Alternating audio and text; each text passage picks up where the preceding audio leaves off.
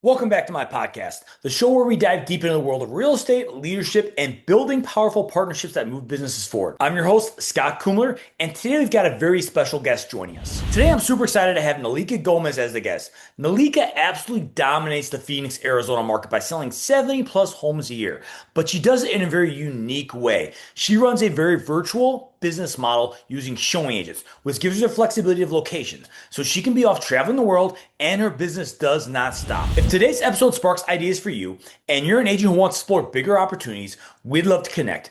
If you're interested in learning what a partnership with me and Alika looks like, either call or text me at 623-387-2688 or set up a Zoom meeting with my calendar link below. Also, don't forget to hit the like button and the subscribe button to see more amazing podcasts like this in the future. Now let's get started. All right, guys, everyone, welcome to the podcast again. I got a very special guest, Nalika Gomez, who I've known for a long time, since I've been licensed in 2017. So, Nalika, welcome to the podcast.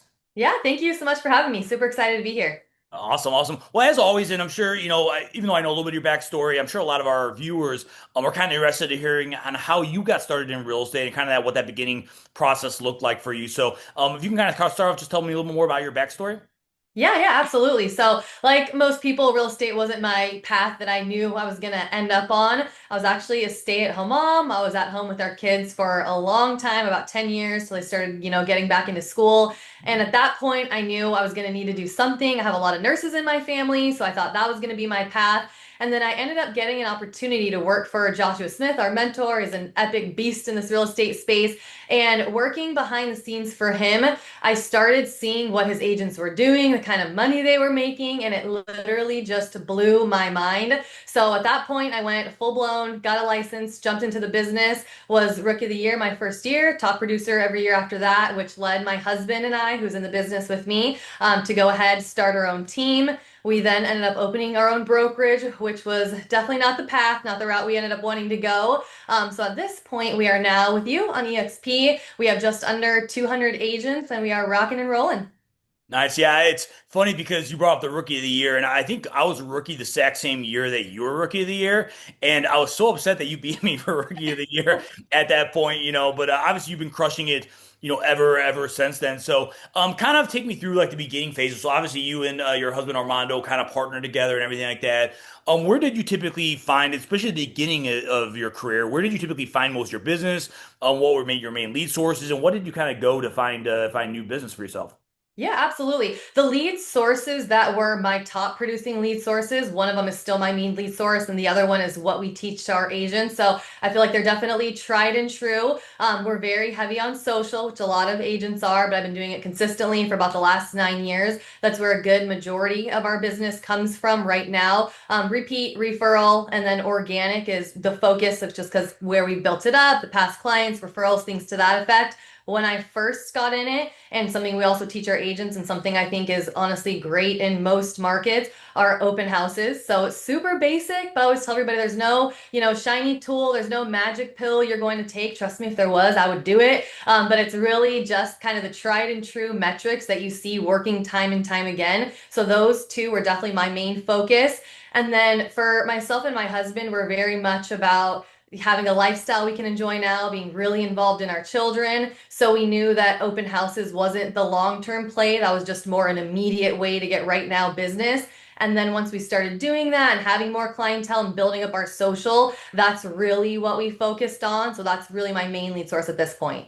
Nice, nice, awesome. Yeah, I was at an event this last week, and they talked about a couple of different statistics that I thought were very interesting that go along the line of social. And they one of the statistics was that 42% of buyers prefer to use an agent with a social media presence. And so that's something that, especially if you're an agent, you're not using social media enough, is you're hurting yourself. And then the second statistic I thought was interesting was that they said 79% of buyers would use their agent again when surveyed, but only 13% of repeat buyers actually use the agent from a past experience. And a lot of times, and you know this, right? A lot of times that's because, typically the buyers forget who their agent is. They Mhm. don't remember because it's a lot of agents who do a terrible job keeping in contact with their past clients. And social media to me is always the best way to do that. You get your past clients in your social circle. Now it's not necessarily you have to reach out to them that often. They consistently see everything that you're doing that you're documenting as well too. And I definitely love love that, and the fact that you are very heavy social media centric because obviously over the long run, that's the best way to get consistent business and free leads, based off social media. So now I know you kind of run a very unique model that I want to kind of hit in, especially before you started open your own brokerage, and you kind of started this model kind of I think it started like during the COVID years, right? Because that's kind of what started it, and you run a very virtual model base where you have a showing agent model, so you basically don't have to meet a lot of your clients. Typically all you'd be seen virtually, but then you have a showing agent that will go ahead and show your clients, properties in person. So kind of take me through a model. What started that? What made you decide to kind of go that route, and then kind of just break down how that model works to take a client from, lead to closing. Yeah, I love it. Absolutely. And I'll deep dive on that right now. And then also to touch on what you said about social. So I 100% agree with that. And we even tell our agents, even if you're not going to use social as your main source and dive in and really try to pull leads out of that, you still need to at least be posting and have an active presence to show that you're actively doing things in real estate. Because if you're doing open houses, if you meet somebody out in an event and you're networking, they're going to go to social and they're going to vet you. And even if you had an epic conversation, but it looks like you're not really doing anything, it will lose you business. So I very much believe in that as well. And I think it's just a good long-term play on things. And then it keeps you connected with your people. We all know that emotional connection, right, is key, especially with all the changes, everything that's going on. Being in front of people and being more than just an agent to them and having involvement with what's going on in their lives and their kids' birthdays and things, all super basic stuff that they teach us from the beginning, right? But it definitely works. So love that, 100% agree on it.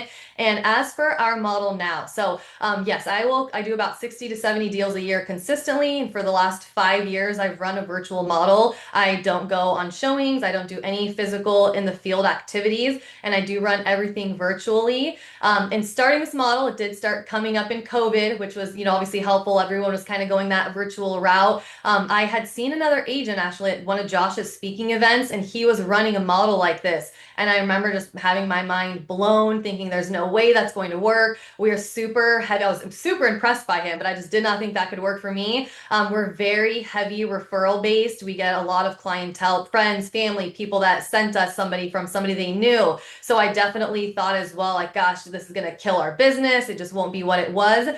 All of those are such limiting beliefs that couldn't be any more incorrect. And there are actually some stats as well on clients preferring a systematic process over the same agent. Even if it was a good agent, the majority is like 97% of people would pick somebody they know has a specific process they can follow and who's going to accomplish their goal. So as long as you outline things and there's A, B, C, once one person does this, the next person does this, and your client always knows what's going on, it feels very full service. It feels like a team. So as we are getting this model going to kind of break down some of the, metrics of how it works, how I'm finding these people, introducing them to my clients, I literally just post on social media, looking for agents. If I have an agent on our team, obviously, who's, looking for more of those hours, it's good for recruiting as well. Obviously, we're very mindful of if we have the hours or not, right? We want to be super black and white about what we're doing, but it's a good recruiting pool as well. We're pretty much just finding agents that are hungry, that are personable, that are going to be on time and we know follow the process that we give them. But they've got extra time. They like the, out in the field fun stuff with the clients, but they're not so much into the negotiations or having to fully facilitate the transaction. So you really can find people who love that part of it. I pay them $20 an hour. So that I live in Arizona. So take that with, your metrics of, what's going to make sense for somebody. We do give them raises. I've got some up to 25 and we give them bonuses, things like that. We definitely try to make sure it's enticing for them, but I'm now not doing any in the field activities and I'm not giving up 40-50% of my commission. I pay about $300 to $500 a file to not have any involvement in the field. So that alone it's been a game changer, right? Because when you try to step back, you find a partner, you have to refer it out, and then your income's down 50%. You have to supplement with more transactions. You're always kind of chasing that. So this model has really allowed us to have more freedom while making sure that our business doesn't dip down. So I literally tomorrow I could go out of town for 6 weeks and be totally fine. I know our business will flow. I know my clients will get taken care of. I don't have to reach out to everybody to let them know I'm leaving and let them know so-and-so will take care of them. Everything is just already structured. So once I find somebody and I bring them in, I've got a specific training platform that I've built out. It's a couple videos, a couple PDF guides, very easy, very simple, nothing super in depth, but it outlines exactly what I want. I want to know what kind of car they drive. I want to make sure that every single piece to the puzzle, yes, which I know sometimes sounds maybe like a jerk move, but I care about every piece to the puzzle for what's going to be presented to my clients. They know they need to be there early to open the homes, right? Very, very basic things. But as long as you're leading that process, people will follow and they'll be excited to follow it. And I've had showing agents tell me, like, I took my son on a vacation this year. We've never been able to do that. Hey, I have time for this now. I've got more money, more freedom, right? So even though it's not a huge chunk of the transaction, if you will, it's still meaningful to people. It still works for them. It's still a good win-win, and they're happy to do this job for your clients. So as I've got them in place, I've now got them trained. At this point, it's time to get a client, get them connected, right? So my consultations, I do virtually. A lot of my clients at this point are incoming. So they reach out, they want to work together. Even if they are not, if I've never met them, if they're a completely cold lead, I do 100% of my consultations virtually. So I don't ask if they want to meet or if they want to do virtually. I let them know that we're very full service, very accommodating to them. So we also offer a virtual buyer consultation. So I can just shoot them a link for when it's convenient for them, and we'll hop on and go over all the information. I, of course, have a buyer's consultation. I share my screen. We go over everything. It goes over all the parts of the transaction. It goes over getting the buyer broker signed. It is a legitimate appointment to get this client signed. They all love it virtually. People appreciate it. It's convenient. If it's a listing, in this market, I absolutely have one of my partners go buy the property in person to make sure we're, doing everybody justice and properly listing their their property. I mostly work with buyers though. I know people love their sellers and I love that. That's awesome, but I love not being stuck to one product. I can take this person, and if you don't like that, perfect. We're going to move on and move on until we find the right one and lock that down, then move on to the next step here.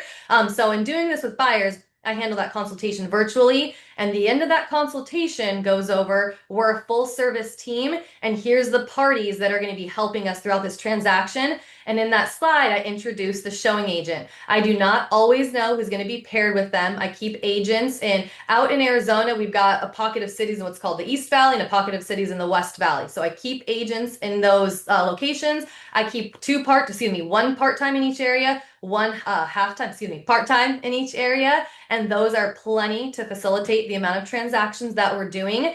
So when I go through that slide and I introduce the showing partner to my clients, again, I don't have it set out who it's going to be right then. That's fine. It's just the point of introducing and letting them know that as they start viewing homes, my partner, never my assistant, never my showing person, it's always my partner. They're going to be meeting with them at the properties, and they'll be handling opening the homes and any of the infield activities that they need. And then we keep it moving from there. I never have questions. Nobody's ever upset I'm not at the property. So it's just led by a very specific process. So it works for everybody. But most importantly, the client just feels so taken care of and so fully serviced, and they have a process that they know we're all following.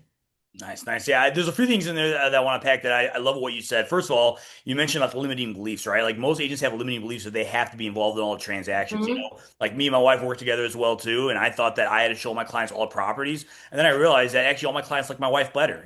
So I do. yeah, exactly, exactly. So it's one of those things where it's like I thought that I had to be part of it, but at the end of the day, it doesn't really matter. They just wanted to get service. And a couple of things I thought that were interesting. What you said is one, you mentioned about having the showing agents, and one of the things, and I interview a lot of agents.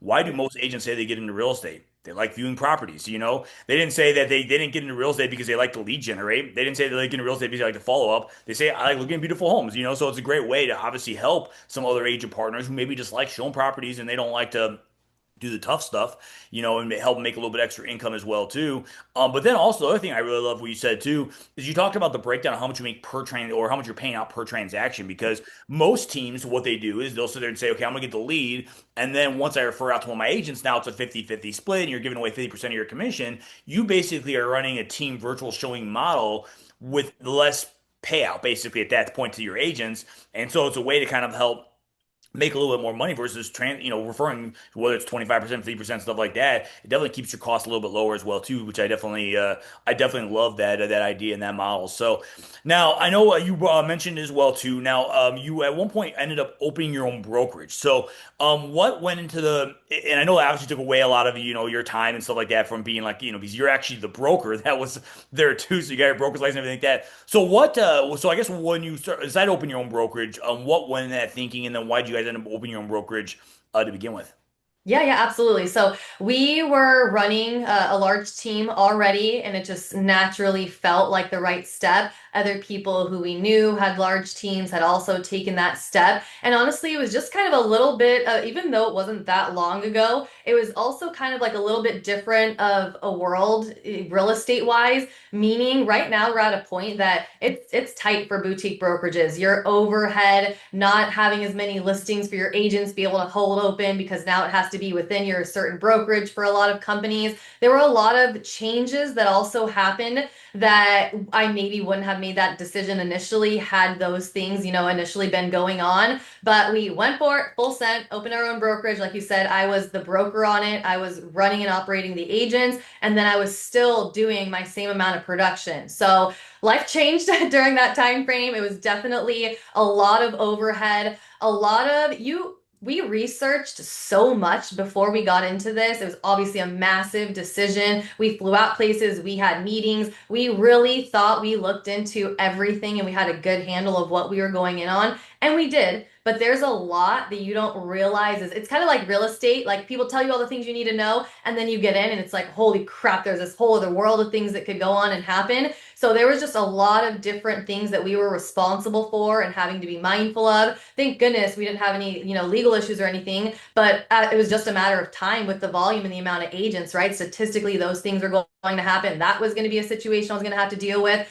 Commission disbursements. We all know what it's like when title didn't send it and they messed up and this goes here. There's these little non-money making activities, but somebody has to take care of it. So we did start putting people in place. Of course, we had an accountant. We had, full-time people running and operating things, but then you're paying for that and then you're also overseeing what they're doing. So it was just so much liability and so much overhead after we ended up getting into it that, the freedom that we had built and even the amount of time I was able to pour into our agents just wasn't what we wanted it to be. And it wasn't what it was when we were just a team before. So with all of that compiled, we definitely started thinking about things and I was fully out. I was like, we got to figure something else out here. Like this is just not going to work. It's not gonna, facilitate all of us in the manner that it could. So we did end up making that switch. Obviously, it said we're all partnered together over here at EXP, and it's been night and day.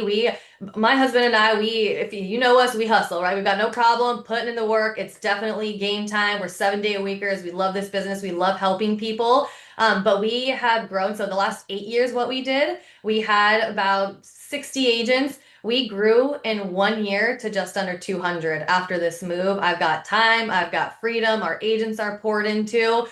So it was a cool experience because it made me really appreciate what we have here and what's important to people and what's going to help move things forward. But ultimately, it was just not the path for me, and I never want to do that again. It's funny because I've been asked a lot of times in my career because obviously, I run a team here in the Phoenix area as well too, and I've been asked a lot of times in my career, why don't I get my broker's license? Why don't I want a brokerage? And I'm like, I tell them the same thing every time. I'm like, I don't want the liability. I'm like, that's kind of seems like a big headache that I don't really want to deal with. And then, I know a lot. I know as much as most brokers probably know. I'm like, but with that, when you get broker's license, now you're expected to know more. Now that opens up your, chance for lawsuits and things of that nature as well too, and things I just don't like to have as far as a headache. So obviously, so what appealed to you when we obviously closed your brokerage down and you moved over to EXP, and obviously now both of us are partners over here at EXP as well too. But what made the EXP model so enticing to you that made you decide to close your brokerage down and move over to EXP? Yeah, definitely a few things. And you're over there running such a kick-ass team. You knew you were a step ahead to not open the brokerage. So no, I love that. And as for EXP, so we looked into a lot of different things, a lot of different avenues, different brokerages, looking at the brokerage that we were on before we ended up even opening our own brokerage. I am so guilty of being one of those agents who definitely thought EXP was this like scam model that well, like they're just over here trying to pitch and recruit and rev share, whatever the heck that is, right? I didn't care for it. Just you there's so many agents on there that there's just a bigger pull for people to talk shit about it, right? So you hear a lot of negative things, but I didn't have any true education on it. It was just what people were saying. So as we started really thinking about what we were doing and getting more education on what everybody offered, and then Joshua Smith is obviously over there as well, and we're in partnership with him. He was giving us some good information as well, and it just put us in alignment to be back in correlation and a partnership with him. So that was definitely part of it. But EXP itself is just, they're genuinely very impressive. What they offer is we've looked into it. I've run my own. It's unmatchable. There's nothing out there like this company for what they offer to you as an agent and the way it allows you to build long term. So a couple things. One, we were at a place where we were going to have to get a recruiter about 80 to 100 G's a year. We were going to need a broker, same thing, same cost. So that was going to come right out of our pocket for the year, more people to facilitate, still the overhead of that. We now are with EXP with 4 epic brokers in the area, and I pay nothing for them. If there's a commission issue, if there's anything, just all of that's off my plate, right? So just everything they offer is very systematic. There's a go-to, there's a full-time person for everything. It is a true business. So that was very appealing. Obviously, the cost of it definitely made sense for us. We absolutely save money being over here on this model. The support is just absolutely epic. Mike Sherrard, right? There's just people that we are both now partnered with that are so next level. They are the best in their space, hands down. So even the partnerships that we got over here, it really just helps you accelerate and grow what you're needing to, network with so many more high level people. So on just every avenue, EXP definitely checked the boxes. And one of the things that somebody said to me that I really liked as well is when you're an agent and you're on a brokerage, it's like you're renting, right? You got a space, you pay monthly, you keep it moving.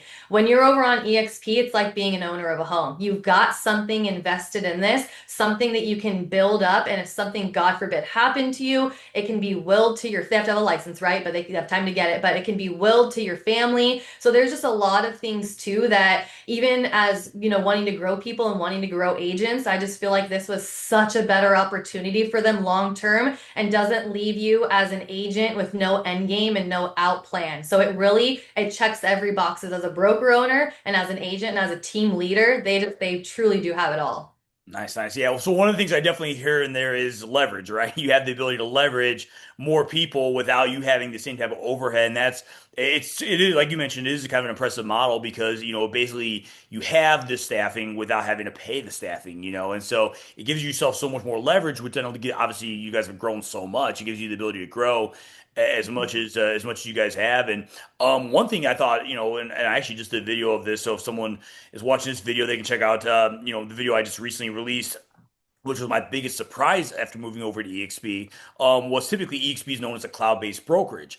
And so I thought, by moving over to EXP, that you kind of like lose that community, aspect of it, and having a brick and mortar and stuff like that. But that was actually by far the thing that surprised me more than anything else about moving over to EXP is I feel like the community is like so much stronger. Like I was at an event just last week, and Leo was the only Leo, who's the CEO of EXP, is the only leader that was asked to speak. As soon as he went up on stage, like the entire crowd like started erupting and cheering for Leo and everything like that, which you normally don't see.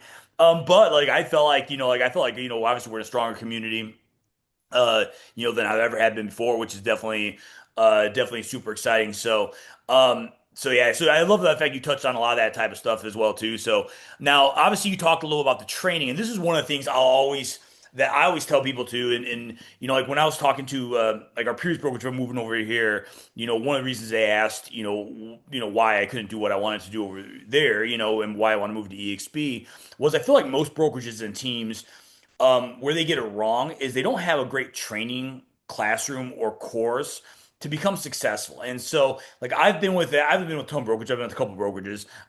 But typically they don't have like a training library. And a lot of times too, people will kind of, they say they want like in-person training. And I know some brokerages, especially brick and mortar, will like have in-person training of like, hey, we're gonna have open house classes today and stuff like that. But one of the things I always say, especially when it comes to in-person training, is I can do a training on how to do an open house, right? But typically, as soon as every agent leaves that training, they're gonna forget everything I said. They're gonna go home and they're gonna be like, okay, well, how do I do open house again? And so that's why I think how important like a training library is. So kind of break it down. Obviously, we have the same mentors over here at EXP because obviously we're partnerships. We have Joshua Smith and Mike Sherrard. Kind of break down what that training has looked like within the Wolfpack and within the GSD model, and how has that been effective to your agents that you've moved over to EXP? Yeah, no, love. That's one of the things where the training is amazing. There is top tier training for really anything that you want to do. So having a source or an outline of what to do, what's important, what to focus on, what to do as a new agent with all of these resources, I think is incredibly important. So people don't get kind of lost in the weeds with it, but they know, okay, I wake up on Monday and I do this, Tuesday this, and they have that tangible path to follow. So school is where we house everything. Right? If it's good for Alex Hermosi, it's good enough for me. So that site is amazing. We're all in there with all of our platforms. So it's really nice as an agent because you just toggle through. You're not logging in here, logging in there, figuring out this one. It's all just in one source. So Mike Sherrard, his social media training, it's hands down the absolute best that is available. One of my favorite things about him is he does it himself and he keeps it updated. So it's not this old training that's been sitting there. It is actual right now tactics. So that's something that we utilize a lot and something that I'm very hands on with our agents and implementing those things just because it's one of the main ways that I utilize my business as well. Joshua Smith, I mean, obviously that it's just very tactical. It's a lot of black and white information, the trackers that you need to have a predictable business and know what you're doing day to day. So it's a good mix of he's got the social media aspect, right? Josh has the tangible. Here's the metrics. Here's black and white things to follow so you know what to be focusing on, what to be working on, what's growing and what's not. And then we house our information in there as well. And we are the hub for anything for buyers and sellers. So that's where you go to learn everything, implement everything. And then we are where you go on how to actually do it. So when you have a client, you need to move them forward. All the information's in there. Obviously, our buyer's guide, listing consultations, videos of how to do all of that as well. So everything is very outlined. I was actually just on a Zoom yesterday with one of our agents. She had a baby. She's just getting back into it. She's going to do open houses. So I just shared my screen with her to show her the open house portion in school because it breaks it down. How to find it, what to do, how to set up, who to contact for your resources, what time should you show up, additional resources to make sure and lead gen properly in the neighborhood, what to do after your open house and connect with those leads that you got. So everything is very, very dialed into where to go, how to get it, and then what your next step is going to be. I will definitely say it was not always like that, and we had to build that, right? So it's something that 100% has been helpful in our agent growth because they have a source, they have a hub, right? They have a place to actually learn the things that school doesn't teach you. So that's kind of how we're operating it and what makes it streamlined to use, even though there are a lot of resources available. Nice, nice. Yeah, I love, you kind of, I mentioned a few people there, and one of the things that I love about our upline and our organization, is that everyone specializes in something different. So, like, obviously Josh talked about this, like one of the reasons why he partnered with Mike Sherrard is he admitted that, one of his biggest opportunity was social media training, right? So now he went ahead and said, hey, I'm going to partner with the top social media coach out there. So now I can provide my unmatched, training to all the social media training that Mike Sherrard provides, and then give that for free to all of our agents. So now hey, everyone that joins the organization has some of the best training out there. But then even like, we talk about like Ashley Bellevue's obviously in our upline. She's great from a support standpoint and a system standpoint. Josh and Mike probably are not the best when it comes to like, getting people set up on the EXP systems and stuff like that in an operational standpoint. But so Ashley's the best when it comes to that, and so that's definitely one of the things I love about our organization is that everyone specializes in something completely different. So to kind of sign off here, so if someone wants to look at like what a partnership with you or with us looks like, what's the best way, or even just kind of follow along with the journey, what's the best way for them to get a hold of you? Yeah, absolutely. I'm old school. I love me some Facebook. So I'm on Facebook, Instagram. Everybody kept giving me crap. So I've got an Instagram. So you can follow me there. If it's okay, I'll give you the info so you can drop it in here as well. And then, yeah, if you're interested in seeing, what it looks like to partner amongst all of us, we'd love to go over that. And I can make sure and provide our Calendly link so they can click on that below as well. Yep, awesome, awesome. Yeah, it's funny you mentioned about your old school on Facebook. I'm the same way. I actually, well, at one point I was like trying to figure out why our agents were not posting on social media, and then my wife, who's on TikTok, started showing me videos on TikToks our agents were posting. I'm like, that's why I didn't know because I'm not on TikTok. I'm like, so I like all of our agents are newer age than I am because I'm not even and I haven't yet. So I mean, it's not my thing. So, but anyways, yeah, I'll go ahead and post those links below. So if anyone wants to get a hold of Malika, obviously all my contact information below as well too. Don't hesitate to reach out if you are looking at what partnership looks like, or even if you just want to hop on a Zoom meeting. Maybe you're looking at growing a team and need some a little bit, some help or assistance. Don't hesitate to reach out below. We'll definitely love to help you with that. But Nalika, as always, I appreciate hopping on this podcast today. Hope you have an amazing day. Yeah, thanks. It's been great. I appreciate you. Bye, guys.